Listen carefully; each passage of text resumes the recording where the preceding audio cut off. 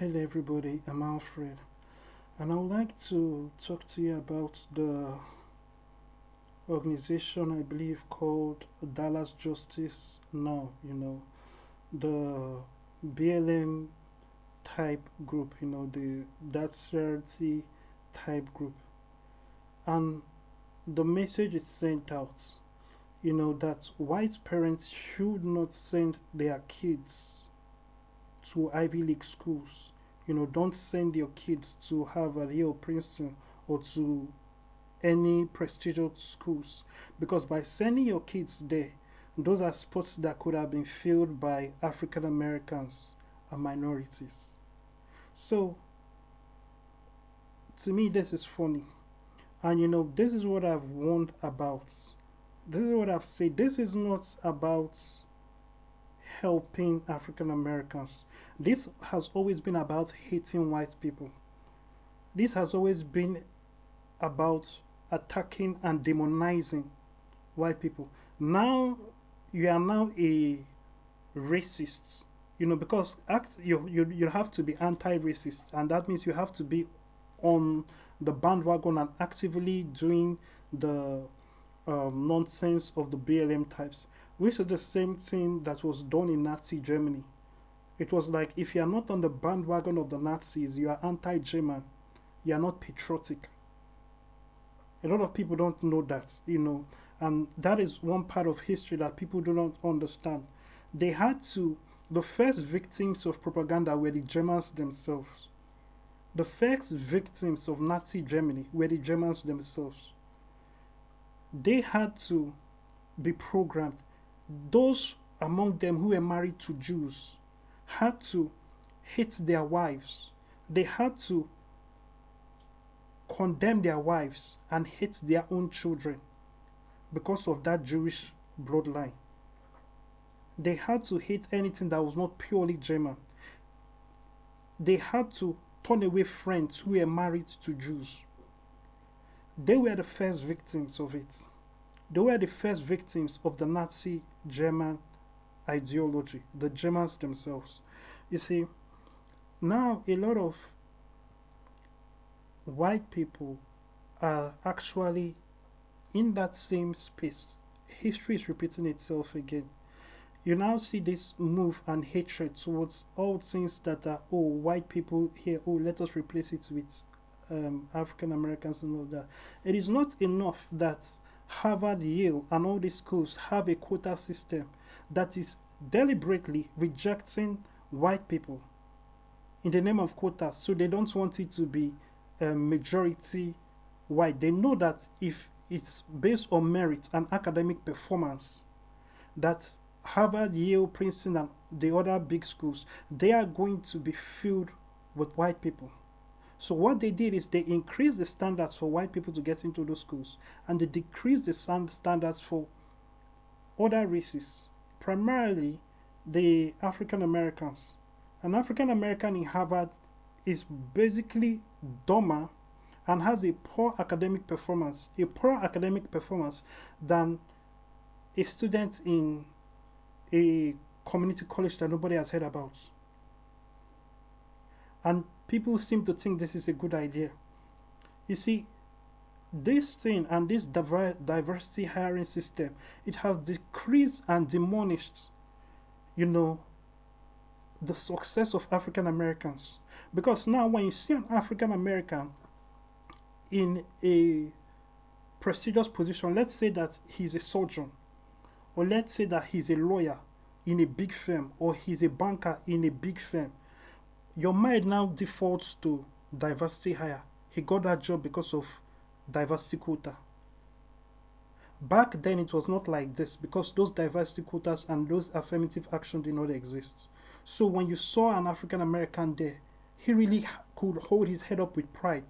But now, when an African American is in such positions, nobody looks up to him. They look at him like, he got that position because of the color of his skin. And of course, that is what it's going to be as long as this quota system remains. Then, it is not like if the quota system is not even enough. They want you to make sure that your children, lower their chances of success. They want to make sure that you do not allow your children succeed. Because if your children are succeeding, that means that an African American child will not succeed. I mean, what is that? And it's so unfortunate that some people can think that someone else's success means their failure. No. You have to understand that in reality, success is helping others. The more you push up others, that is what success is. How many people have you lifted? How many people have you helped? That is what success is. You see, your parameters for judging success and defining success is very important. This war on white people is foolishness, and it will only end badly. It has to stop, and naturally, most people are on board with this. This is what the CRT, the BLM, and all these folks want. And their explanation is that if white people apply to these colleges, are taking away opportunities from African Americans. No, that is a lie. That is foolishness. That is like saying if LeBron James plays basketball, he's taking opportunities from those who do not have talents. Or those who would like to play in the NBA but, don't have the opportunity that he has. You can't say that. If you say that about LeBron James or about an African American athlete, you see all hell will be raised. But why can you say that about schooling, that white people should stop sending their kids to Ivy League schools? Because by doing that, they are taking up positions that will be filled by African Americans. If the African Americans were smart enough, it's a matter of the best. They are receiving admission from the best. So they will do that. And all of that aside, the educational system is highly overrated. Knowledge is knowledge. What you learn is what you learn. What school did the greatest thinkers go to? What school did the people who you read about, the Isaac Newtons and the inventors, the disciples of Jesus, even the Caesars, those who made a great impact in this world and changed the direction of this world, what university did they go to? What Ivy League did they go to? It is not about the degree. It is about the knowledge. That is how this world has turned into a world where we have people with degrees, but they have no skill. And then they fail in life. That is why majority of the billionaires in this world are high school dropouts. There are those who went back to school,